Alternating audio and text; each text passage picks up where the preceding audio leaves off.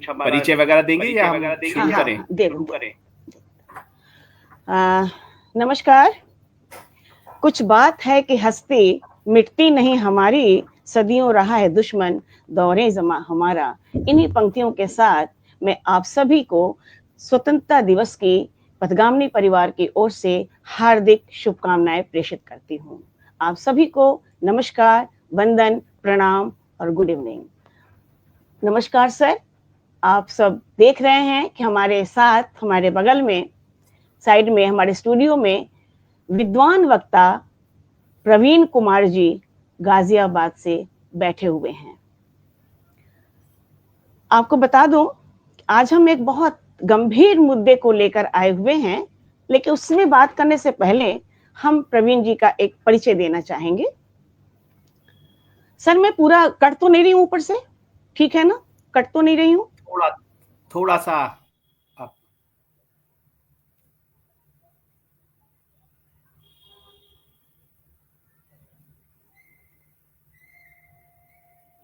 अब ठीक है।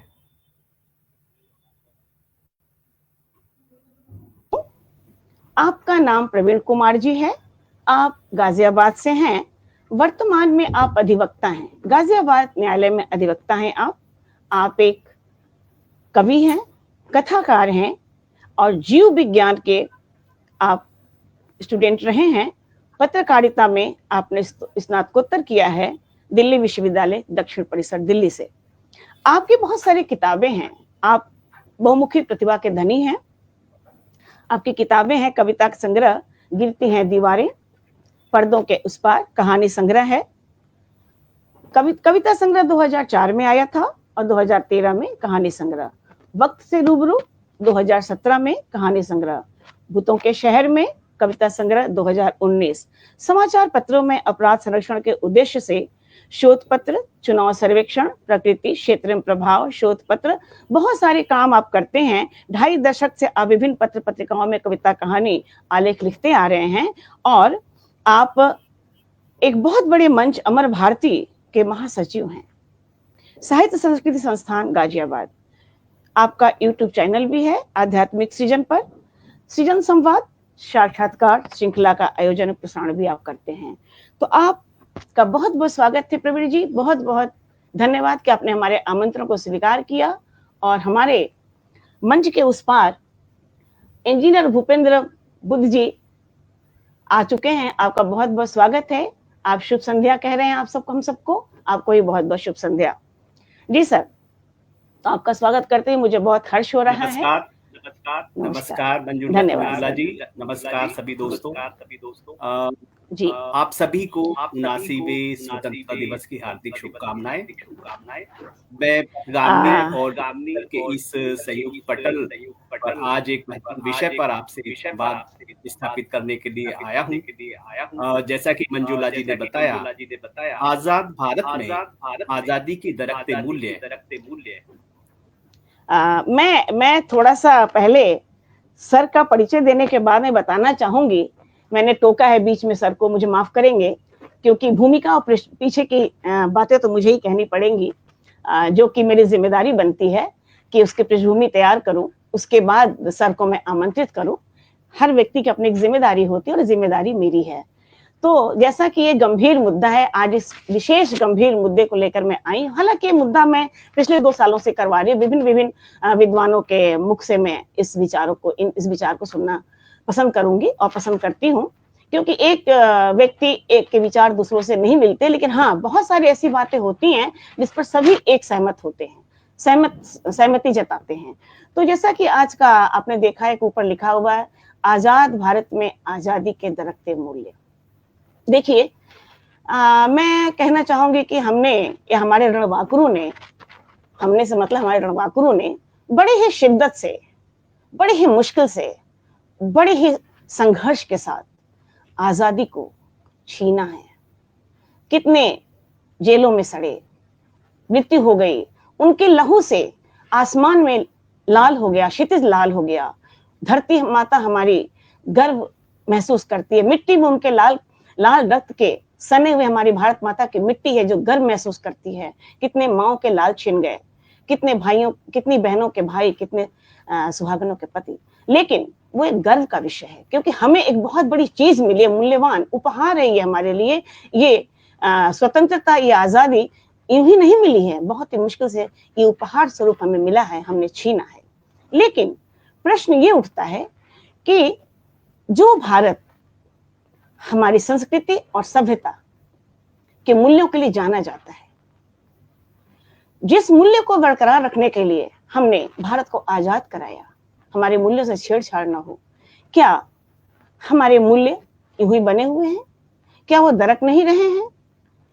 और दरके हैं तो क्यों और किस कारण से? अच्छा, बुद्ध जी कह रहे हैं कि आवाज गूंज रही है सर आपकी। सर इसलिए आवाज गूंज रही है कि मेरा माइक ऑन है, और मैं सर से भी कहूंगी जब मैं बोलूं तो आपका माइक ऑफ हो, और जब आप बोलेंगे तो मेरा माइक ऑफ रहेगा, जिससे कि आवाज गूंजे ना। तो जी सर, तो मैं जो कह रही थी कि अक्सर इस विषय पर बहस चलता है, तमाम मंचों पे भी होता है, मैंने अन्य मंचों पर सुना नहीं है, लेकिन हाँ, जैसा कि आपसे भी बात हो रही थी, आप भी किसी से बैठकर अपने ड्राइंग रूम इस पर चर्चा कर रहे थे, और ये चर्चा होती है तमाम बुद्धिजीवियों के बीच में, हमारे दरकते हुए मूल्यों पर बातचीत होती रहती है, करते रहते हैं लोग। तो क्यों ना हम इसको लाइव करें और लोग सुने कि क्यों हो रहा है, सब अपने अपने प्रश्न रखें। आप अगर प्रश्न करेंगे कि भारत को राजनीतिक स्वतंत्रता तो मिल गई है, इसमें कोई दो राय नहीं है, लेकिन कई लोग ऐसा मानते हैं कि हम पूरी तरह से सामाजिक, आर्थिक, मानसिक स्वतंत्रता के मामले में अभी भी चुनौतियों का सामना कर रहे हैं, और यही चुनौतियां हमारे मूल्यों को दरकने से बचा नहीं पा रहे हैं, क्योंकि इन्हीं चुनौतियों को अब तक हमें खत्म कर देना चाहिए था, जो कि हमने समाप्त नहीं किया, बल्कि और ज्यादा ये बढ़ता गया। कहते हैं स्वतंत्रता तो मिली, लेकिन ये स्वतंत्रता पूर्ण रूप से नहीं मिली, क्योंकि जब तक हमारे देश में बेरोजगारी है, गरीबी है, भुखमरी है, आर्थिक मानसिक गुलामी है, और जाति धर्म लिंग वर्ग के आधार पर इस भेदभाव को हम सहते रहेंगे, तब तक हम कह नहीं सकते कि हम आजाद हुए हैं, और हमारी आजादी कहीं ना कहीं से दरकी नहीं है। हम कैसे कह सकते हैं कि हमने पूरी तरह से इसको संरक्षित किया है? तो मैं इस गंभीर मुद्दे को लेकर आपके सामने आई हूं कि क्या इस पर क्या हमारे विचार हो सकते हैं, हम क्या इसके बारे में सुन सकते हैं आपसे, क्या हम जान सकते हैं कि क्या ये सारी चुनौतियां हमारे स्वतंत्रता के मूल्यों को कम नहीं करती हैं? तो आइए सर, आपका स्वागत है, और अपने विचारों से हमें और श्रोतागण को लाभान्वित करें। मैं अपना माइक ऑफ करती हूँ, अपना माइक ऑन करें और स्टार्ट करें अपनी बात को। स्वागत है। शुक्रिया मंजूला जी। जैसा आपने बताया कि स्वतंत्रता शब्द जो है ये बहुस्तरीय अर्थ रखने वाला शब्द है। अभी सबसे पहले मैं 15 अगस्त 1947 में भारत को जो राजनीतिक आजादी मिली उसके क्या मायने हैं, इस पर थोड़ा सा अपनी बात रखना चाहूंगा, और इसके लिए मैं इतिहास के कुछ पन्ने आप सब लोगों के साथ साझा करना चाहूंगा। देखिए, आप और हम सब जानते हैं कि ईसा पूर्व बिल्कुल शुरू से, जब से आपका हमारे यहाँ पे शासन व्यवस्था और राज्य व्यवस्था शुरू हुई है, ईसा पूर्व 326 से यूनान के सिकंदर ने हमारी पश्चिमी सीमाओं पर आक्रमण किया था। इतिहासकारों में उस आक्रमण को लेकर तमाम मतभेद हैं कि उसकी परिणति क्या रही, लेकिन ये एक स्वीकार्य तथ्य है कि हाँ, सिकंदर के द्वारा आक्रमण किया गया था, और कुछ पश्चिमी भाग पर उसका आधिपत्य भी स्थापित हो गया था, जहां उसने अपने एक एम्बेसडर निकेटर सेल्यूकस को जो है उस क्षेत्र में शासन व्यवस्था को संचालित करने के लिए अपॉइंट किया था।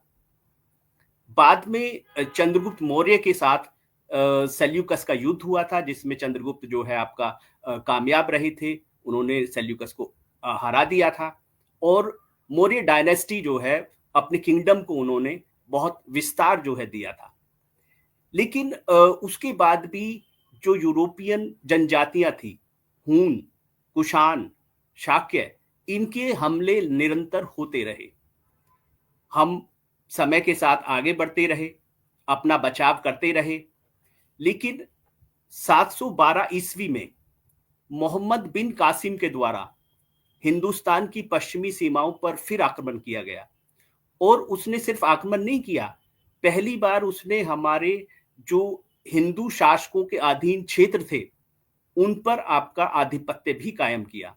एक तरह से 712 ईस्वी में पहली बार हिंदुस्तान या भारतीय महाद्वीप के एक क्षेत्र पर इस्लामिक शासन स्थापित हुआ।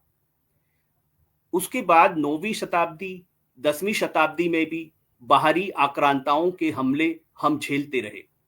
उन हमलों में हमने आपका बहादुरी से उन आक्रांताओं का सामना किया और उन हमलों को विफल किया। लेकिन 11वीं शताब्दी में महमूद गजनबी के द्वारा बार बार हमारे ऊपर हमले किए गए। हम सब जानते हैं गुजरात में सोमनाथ के मंदिर को उसके द्वारा लूटा गया, मथुरा के मंदिर को उसके द्वारा लूटा गया।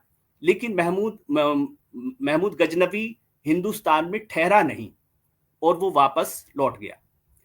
लेकिन उसके बाद 12वीं शताब्दी में 1192 ईस्वी में तराइन के युद्ध में मोहम्मद गोरी ने पृथ्वीराज चौहान को हरा दिया और ये जो हार थी ये इतिहास का एक निर्णायक मोड़ थी। इस पराजय के बाद उत्तर भारत में, हिंदुस्तान के केंद्र में, दिल्ली में इस्लामिक शासन की स्थापना और शुरुआत हो गई। और उसके बाद हम जानते हैं कि दिल्ली सल्तनत ने करीब 300 सालों तक हिंदुस्तान के ऊपर शासन किया। 1526 में बाबर ने इब्राहिम लोदी को आपका हराकर मुगल सल्तनत की स्थापना की। मुगल सल्तनत 1857 तक बनी रही अपने जिस भी रूप में। 17वीं शताब्दी में ईस्ट इंडिया कंपनी हिंदुस्तान में आती है, व्यापार करती है और 1757 में प्लासी के युद्ध के बाद वह बंगाल को जो है, बंगाल के ऊपर पॉलिटिकल आपका एक आधिपत्य जो है हासिल कर लेती है। 1764 में बक्सर के युद्ध के बाद बिहार और उड़ीसा भी उसके आधिपत्य में आ जाते हैं। तो यहां से ईस्ट इंडिया कंपनी हिंदुस्तान के अलग अलग क्षेत्रों में आप अपने आधिपत्य को बढ़ाती चली जाती है और ये करीब 100 साल का एक पीरियड है जिसमें वो पूरे हिंदुस्तान को कंक्वायर कर लेती है। 1857 में हम जानते हैं कि स्वतंत्रता को लेकर हमारे जो स्थानीय शासक थे, रानी लक्ष्मीबाई और दूसरे शासक तात्या टोपे, हजरत बेगम हजरत महल, इन लोगों के नेतृत्व में आजादी का प्रथम स्वतंत्रता संग्राम लड़ा गया, जिसके बारे में हम जानते हैं कि वो कामयाब नहीं हो पाया। और इस स्टेज पर, इस आपका समय पर आते आते ईस्ट इंडिया कंपनी ने पूरे हिंदुस्तान को कंक्वायर कर लिया और इस तरह से ब्रिटिश हुकूमत पूरी तरह से यहाँ पे स्थापित हो गई। लेटर ऑन जब क्राउन का शासन यहाँ पे आ गया तो उसके बाद हमारा जो एक स्वतंत्रता संग्राम है 1857 के बाद वो फिर शुरू हुआ, वो आगे बढ़ता रहा। कांग्रेस की स्थापना हुई, उसमें महात्मा गांधी और दूसरे आपका फ्रीडम फाइटर्स ने उसका नेतृत्व किया और 90 सालों के संघर्ष के बाद 15 अगस्त 1947 को हम ब्रिटिश हुकूमत से आजाद हुए। तो ये सब तथ्य साझा करने का जो मेरा उद्देश्य था वो ये था कि भारत के ऊपर बिल्कुल शुरू से आपका उसकी आजादी को छिन्न भिन्न करने के लिए और उसे समाप्त करने के लिए आक्रमण होते रहे और हमने उन आक्रमणों का जवाब भी दिया। कई बार हम सफल हुए, कई बार हम विफल हुए। अब बात आती है 15 अगस्त 1947 को जो पॉलिटिकल फ्रीडम हमें हासिल हुई, उसके बाद भी अगर आप देखें कि आजादी के साथ हमने विभाजन की विभीषिका को झेला। हमारे ही क्षेत्र से पाकिस्तान का जन्म हुआ और पाकिस्तान ने अपने जन्म के बाद तुरंत बाद 1948 में कबाइलियों के माध्यम से हमारे ऊपर हमला कर दिया। कश्मीर का एक भाग जो है उसने आपका कब्जा हमसे जो है छीन लिया उसका। बाद में हम देखते हैं कि जो हमारा पड़ोसी देश है चीन, उसने 1962 में हमारे ऊपर हमला किया और हमारे काफी बड़े भूभाग पर उसने कब्जा कर लिया, जो आज भी आपका बना हुआ है। उसके बाद पाकिस्तान ने 1965 में फिर हमला किया, जिसमें उसकी पराजय हुई, लेकिन हमें संघर्ष करना पड़ा। 1947 में पाकिस्तान और हिंदुस्तान के बीच फिर युद्ध हुआ, उसमें पाकिस्तान की फिर पराजय हुई। उसके बाद जब पाकिस्तान ये समझ गया कि वो सीधे युद्ध में हिंदुस्तान को पराजित नहीं कर सकता, तो उसने छद्म युद्ध 1989 89 से उसने जो है आतंकवाद के रूप में कश्मीर में पूरे देश में छद्म युद्ध के रूप में आतंकवाद को पोषित किया, और उसके दंश हम आज भी झेल रहे हैं। अभी जो आपका पहलगाम में हमला हुआ, असल में वो एक तरह का हमारी जो आज़ादी है, उसी पर हमला है। मेरा कहने का अभिप्राय ये है कि जो हमारी पॉलिटिकल आपका फ्रीडम हमें मिली हुई है, वो उसे आज भी तमाम थ्रेट हैं, तमाम खतरे हैं, और उसको बचाए रखने के लिए हमें निरंतर अपने आप को तैयार करना पड़ेगा, अपने आप को तैयार रखना पड़ेगा। मैं आज मैं इस पहलू पर और चर्चा करने से आगे पहले जो नागरिकों के अधिकार हैं, जैसे अभी आपने कहा कि आपका भाई देश को तो पॉलिटिकल आज़ादी मिल गई, लेकिन नागरिकों को भी इस प्रक्रिया में अधिकार मिले। तो मैं इसके इतिहास पे भी थोड़ा-सा रोशनी डालना चाहूँगा कि सबसे पहले रेनेसां जो है वो यूरोप में घटित हुआ, पुनर्जागरण, और 1789 में फ्रेंच रेवोल्यूशन हुआ, जिसमें राजशाही, फ्रांस में राजशाही को उखाड़कर जनता का शासन जो है वो स्थापित हुआ, और जब डेमोक्रेसी वहां पे स्टेब्लिश हुई तो नागरिकों के अधिकार जो है वो चिन्हित हुए और उनकी घोषणा हुई।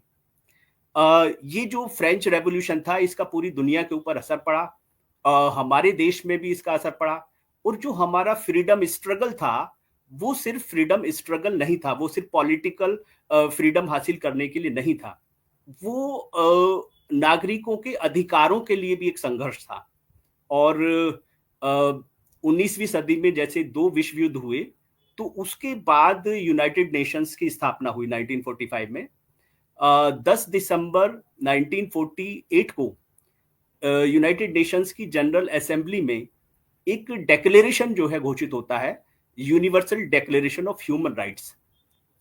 उसी संयोग से उसी समय हमारी जो संविधान सभा थी, कॉन्स्टिट्यूएंट असेंबली थी, वो संविधान को तैयार कर रही थी, और उसने यूनाइटेड नेशंस के जो universal declaration of human rights हैं, उसको आपका समझते हुए और उसको महत्व देते हुए उसे हमारे संविधान में एक बहुत ही महत्वपूर्ण स्थान दिया, जिसे हम फंडामेंटल राइट्स के रूप में जानते हैं। संविधान के तीसरे पार्ट में फंडामेंटल राइट्स का जिक्र है, और उन राइट्स में ही आप समझते हो कि हमें freedom of speech and expression, किसी भी रिलीजन में आपका फेथ रखने का एक्सप्रेशन, शिक्षा प्राप्त करने का अधिकार, ये तमाम जो अधिकार और फ्रीडम्स हमें प्राप्त हुई हैं, ये इस तरीके से नागरिकों को अधिकार प्राप्त हुए हैं।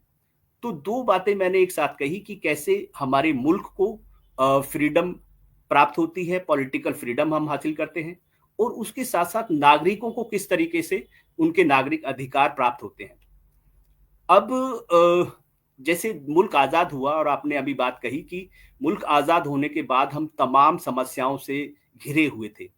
हम भूखमरी की समस्या से घिरे हुए थे, हम खाद्यान्न संकट से घिरे हुए थे, हम सुरक्षा के लिए आपका पूरी तरह से आत्मनिर्भर नहीं थे। सुरक्षा उपकरण पर हम दूसरे देशों पर निर्भर कर रहे थे, और हम शिक्षा, तकनीक और आपका जो है चिकित्सा, इस सब के लिए भी जो है दूसरे मुल्कों की तरफ हम देखते थे। मैं आज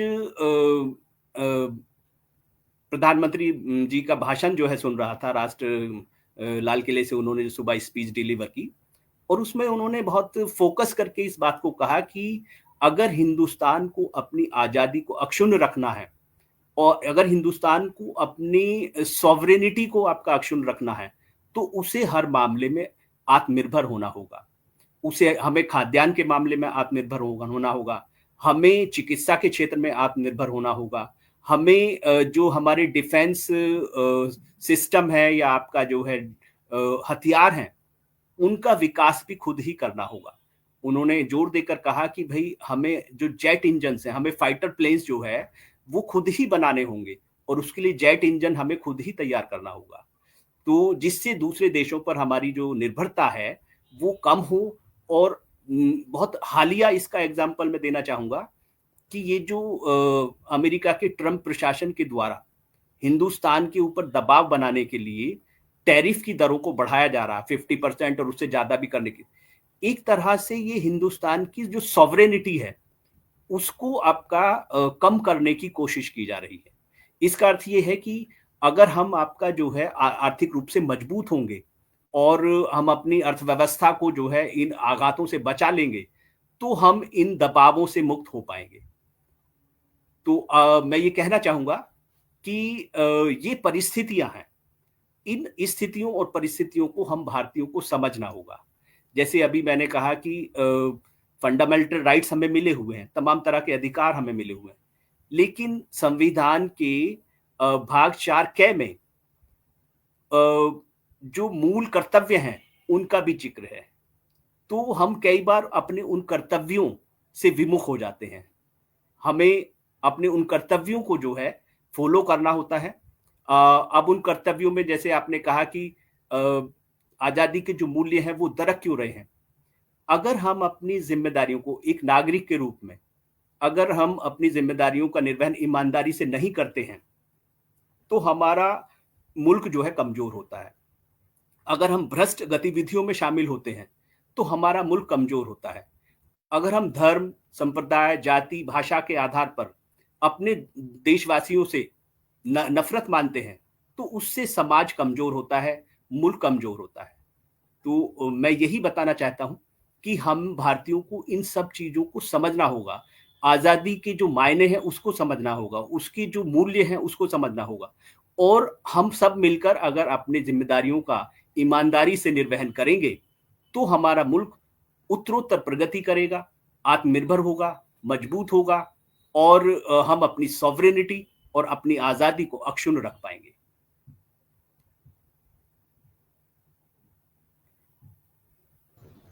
जी, इसी संदर्भ में मैं यही आपका जी बोलिए बोलिए बोलिए। हाँ, तो मैं जैसा कि यही बता रहा हूं कि अगर हमारे सिस्टम में करप्शन होगा, तो हम वो परफॉर्मेंस नहीं दे पाएंगे, चाहे वो रिसर्च और डेवलपमेंट का फील्ड हो, चाहे वो आपका अच्छे हथियार बनाने का क्षेत्र हो, चाहे चिकित्सा और शिक्षा के क्षेत्र में विकास की बात हो। तो अल्टीमेटली हम सब लोगों को जो ये आपका अपनी जिम्मेदारियां हैं, इनको बहुत ईमानदारी से इनका निर्वहन करने की जरूरत है, और जो देश की आजादी और सॉवरेनिटी के ऊपर खतरे हैं, उनको हम सब भारतीयों को समझने और उन चुनौतियों का सामना करने की आवश्यकता है।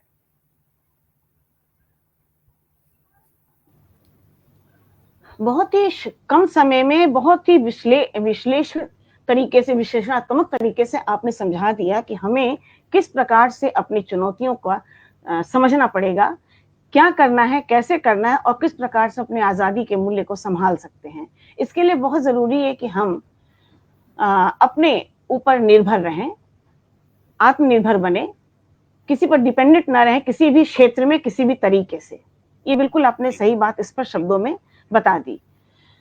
और अगर इसके बारे में कुछ आप कहना चाहते हैं, जैसे आपने तो ठीक है बहुत कुछ बता दिया, लेकिन उसके बाद भी ये हम कहना चाहेंगे कि ये क्या केवल आत्मनिर्भर होने से बेरोजगारी, आत्मनिर्भर हो कहाँ रहा है, सबसे बड़ी समस्या तो ये है, वो कैसे, ये चुनौतियां खत्म कैसे होंगी। प्रश्न तो यहाँ पर ये है कि निराकरण कैसे होगा। पता तो है कि हाँ जी आत्मनिर्भर बन जाए तो सारी चीजें दूर हो जाएंगी, लेकिन खत्म कैसे होगा, समस्या तो ये। इसके लिए करना क्या पड़ेगा, केवल अपने ऊपर निर्भर कैसे बने, बताइए। सबसे बड़ी समस्या तो यहाँ पर ये है, इसको थोड़ा सा आप प्रकाश डालें, कैसे होगा ये थोड़ा सा। मैं चाहूंगी इस बात को इस तरह से कहना चाहूंगा जी कि जो हमारे समाज की सामूहिक समझ है, हमारी जो सरकारें हैं उनकी जो समझ है, वो पॉलिसी के लेवल पर भी और क्रियान्वयन के लेवल पर भी इस तरह से आपका पॉलिसी बनाएं कि हम रिसर्च में आपका आगे बढ़ें। समाज की जो सोच और समझ है उसमें भी आमूलचूल परिवर्तन की जरूरत है। जैसे हमारे यहाँ पे जो प्रशासनिक अधिकारी हैं उनको जो सम्मान मिलता है वो आपका हमारे वैज्ञानिकों को नहीं मिलता। तो मैं इस तरफ ध्यान दिलाना चाहता हूं कि हमें अपने वैज्ञानिकों, अपने रिसर्चर्स को अच्छी सुविधाओं के साथ साथ पूरा सम्मान भी जब हम देंगे, तो हम साइंस एंड टेक्नोलॉजी के फील्ड में आपका आत्मनिर्भर होंगे।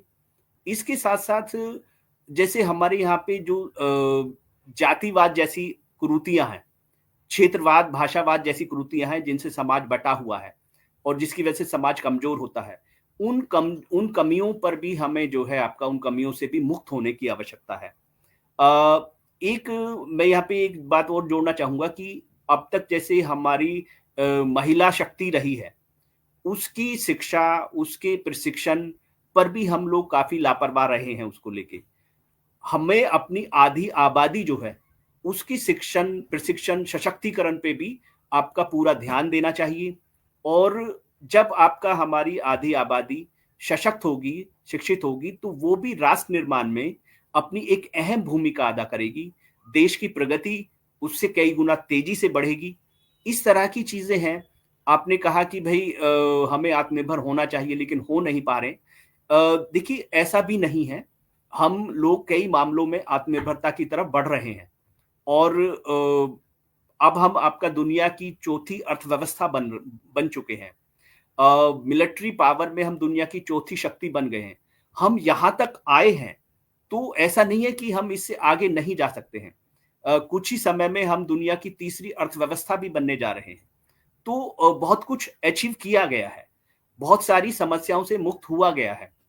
जो समस्याएँ जैसे आपका गरीबी और बेरोज़गारी की बात है, उससे भी हमें आज़ाद होने की ज़रूरत है और उस दिशा में भी बहुत सारी चीज़ें किए जाने की ज़रूरत है, हो भी रही हैं। जैसे अभी भारत सरकार ने पीछे आंकड़े दिए हैं कि करीब 25 करोड़ लोगों को पॉवर्टी लाइन से बिलो पॉवर्टी लाइन से ऊपर जो है लाया गया है। इसी तरीके से रोजगार को भी आपका जो है सृजित करने की ज़रूरत है। आज ही प्रधानमंत्री जी बोल रहे थे कि 1 लाख करोड़ रुपए जो है युवाओं को रोजगार देने के लिए सरकार खर्च करने जा रही है। मैं यही कहूँगा कि जो भी हमारे क्षेत्र कमज़ोर रह गए हैं या जिनमें और ज़्यादा ध्यान देने की ज़रूरत है, तो उन सब पर आपका ध्यान देते हुए हमें आगे बढ़ने की ज़रूरत है और निश्चित रूप से हम अगर आपका ईमानदारी से, निष्ठा से, अच्छी नीतियों से काम करेंगे, तो इन सब कमजोरियों से, इन सब कमियों से हम ओवरकम होंगे, दूर होंगे और हिंदुस्तान जो है, वो एक दुनिया की एक प्रमुख शक्ति के रूप में सामने आएगा। जी सर, बहुत अच्छी बात आपने बताई, बहुत सारे आंकड़े भी बताए आपने, लेकिन आप एक पत्रकार भी हैं, मीडिया से जुड़े हैं और अधिवक्ता भी हैं। तो मैं ये जानना चाहूंगी कि जो आंकड़े हम सुनते हैं, पढ़ते हैं, क्या धरातल पर वो हमें दिखाई पड़ते हैं? मेरा प्रश्न ये है, बहुत बड़ा मुद्दा है ये, क्या वो धरातल पर हैं? ये जानना बहुत जरूरी है। आप कुछ कहना चाहें मुझसे? मैं यही कहूंगा कि आंशिक रूप से वो आंकड़े सही हैं और वो उनको आपका चेक करने पर भी हम ऐसा महसूस करते हैं। ये बात सही है कि कुछ आंकड़ों में आपका हेरा-फेरी होती है और वो उतने प्रामाणिक नहीं होते हैं।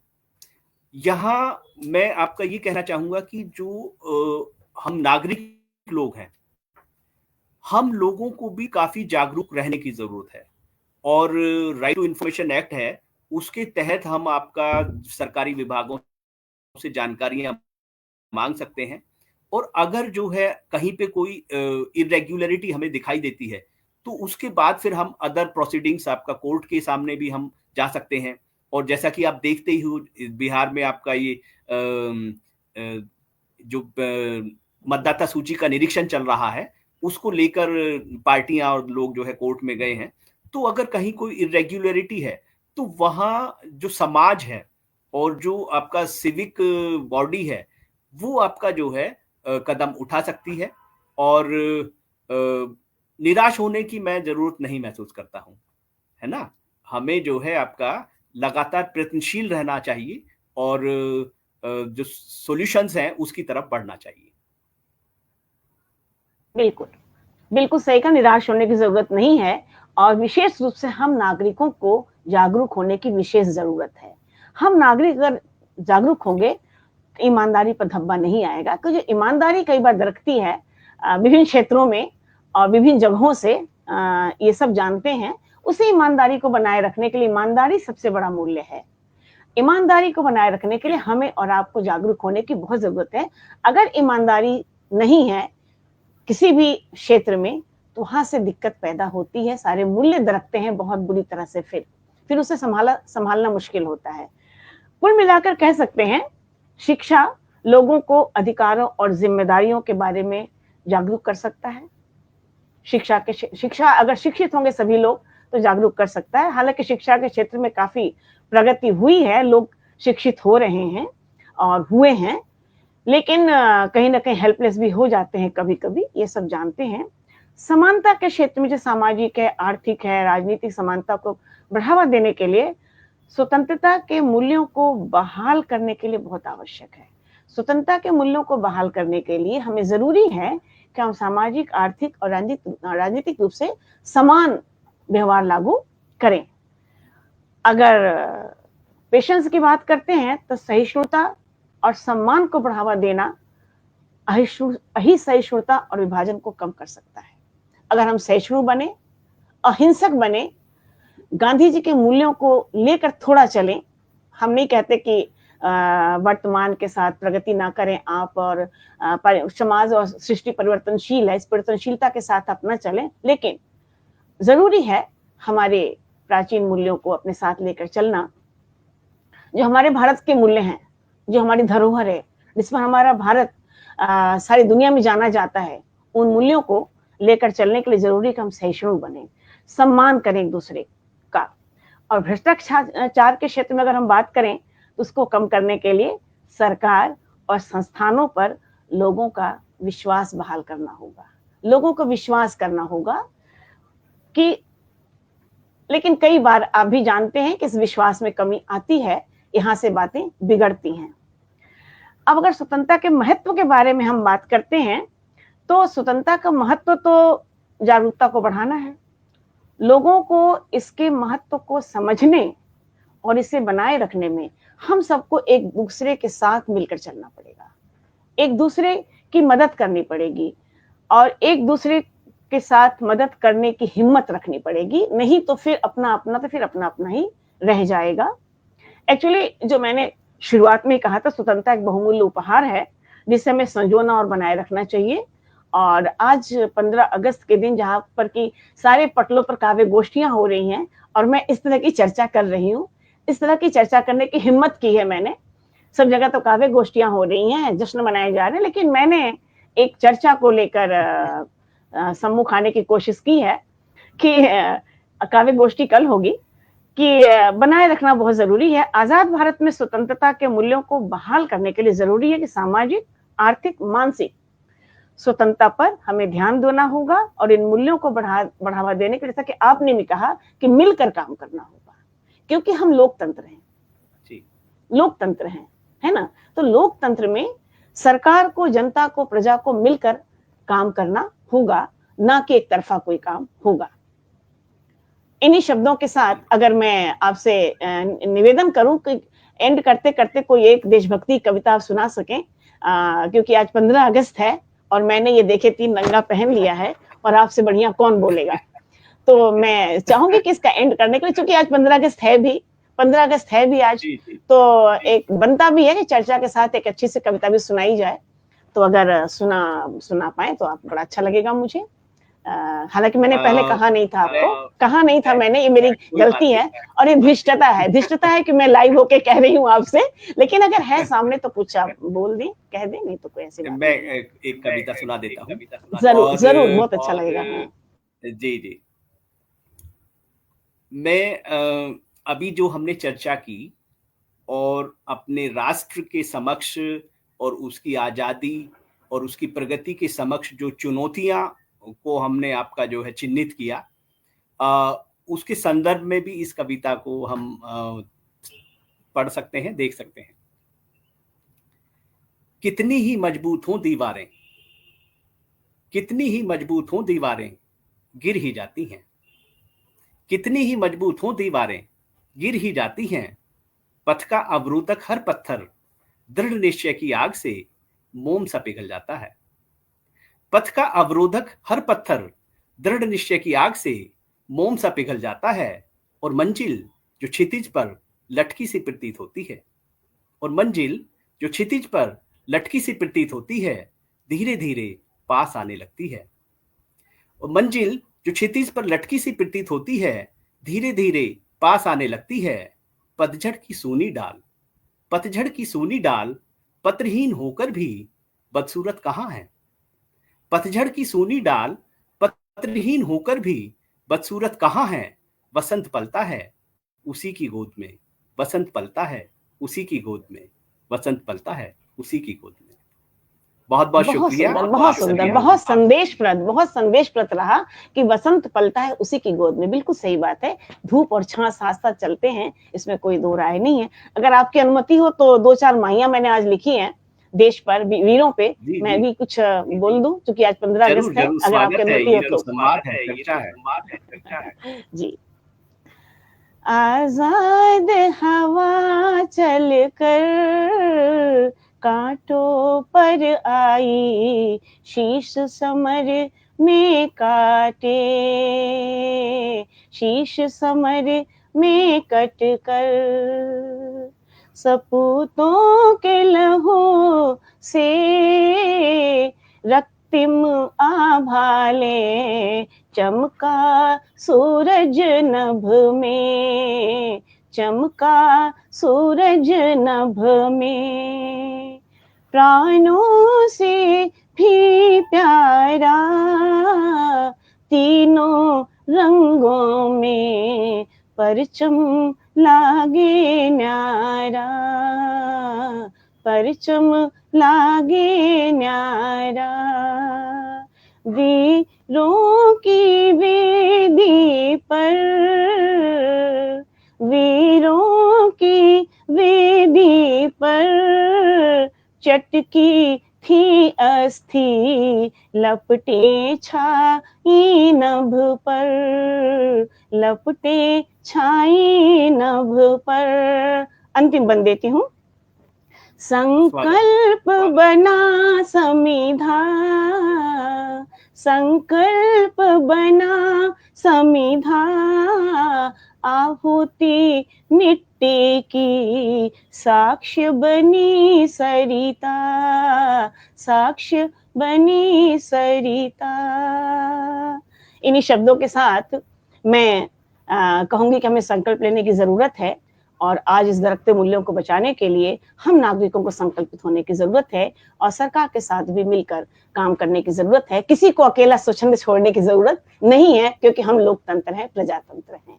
हमें सवाल करने की जरूरत है, हमें बात करने की जरूरत है, चर्चा करने की जरूरत है, परिचर्चा करने की जरूरत है। जैसे पहले समय में चाय की दुकानों पर, नुक्कड़ों पर बैठ के लोग परिचर्चा किया करते थे, आज तो सब एसी कमरों में बंद रहते हैं और अपने में ही मस्त रहते हैं। आज जरूरत है कि निकलें और थोड़ी सी चर्चा करें, बात करें, और संकल्पों के द्वारा अपने दरकते हुए मूल्यों को बचाने का प्रयास करें। बहुत बहुत धन्यवाद सर, बहुत अच्छी चर्चा रही आपकी, और मुझे उम्मीद है कि सब लोगों ने सुना होगा। पुरुषोत्तम लाल जी जुड़े हुए हैं, आपका बहुत बहुत स्वागत है। वंदे मातरम, वंदे मातरम। जय हिंद, जय भारत।